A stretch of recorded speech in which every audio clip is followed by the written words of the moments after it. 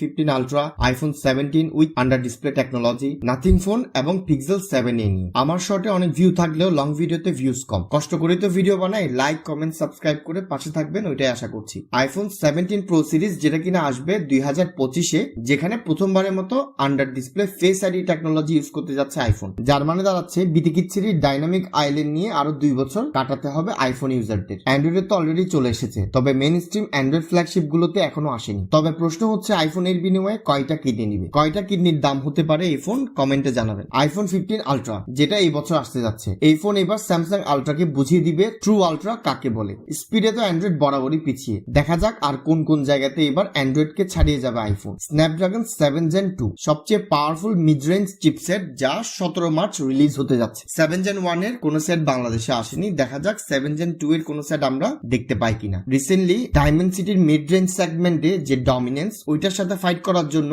এই চিপসেটটা অনেক কাজ দিবে স্ন্যাপড্রাগনকে। পিক্সেল 7 এ আসতে যাচ্ছে। পিক্সেল 6 এ MKBHD এর ব্লাইন্ড ক্যামেরা টেস্টে গতবার চ্যাম্পিয়ন হয়েছিল। ফোন অসাধারণ ছিল, কিন্তু 60 হার্টজ নিয়ে সবারই কম বেশি কমপ্লেন্স ছিল, যা 7 এতে আর থাকবে না। 7 এ আসবে 90 হার্টজ OLED প্যানেল নিয়ে। রিলিজ ডেট মেতে যে গুগল আইও হতে যাচ্ছে ওইখানেই জানতে পারবো। নাথিং ফোন 2 গতবারের মতো এইবারও নাথিং ফোন ভালো হাইপ ক্রিয়েট করতে যাচ্ছে। Glyph lighting, Snapdragon 778G, smooth performance, decent camera, সব মিলিয়ে ফোনটা ভালোই ছিল, কিন্তু দামটা একটু বেশি মনে হচ্ছে আমাদের দেশে। তবে এবার স্ন্যাপড্রাগন 8 Gen 1 এর সাথে আসতে যাচ্ছে এই ফোন, যার মানে দাঁড়াচ্ছে পারফরমেন্স নিয়ে এবার